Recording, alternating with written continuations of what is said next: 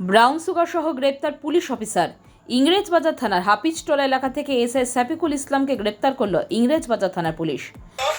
একদম লাগাবে লাগাবে লাগাবে করে দেখি হাত কাটা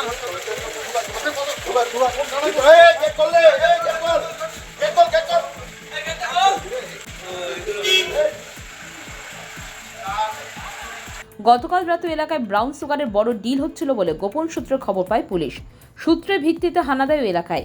সেখান থেকে মানিকচক থানার কর্তব্যরত এএসআই সাফিকুল ইসলাম ওই থানাতেই কর্তব্যরত এক এনভিএফ কর্মী ও আরও দুজনকে পুলিশ গ্রেপ্তার করে। মোট 4 জনকে গ্রেপ্তার করা হয়েছে। ধৃতদের আজ মালদা জেলা আদালতে পেশ করা হয়।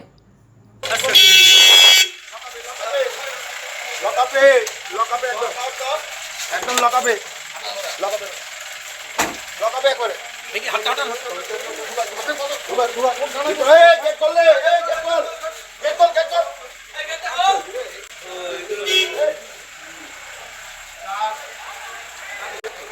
ভিডিও করে নিয়েছি ভিডিও আছে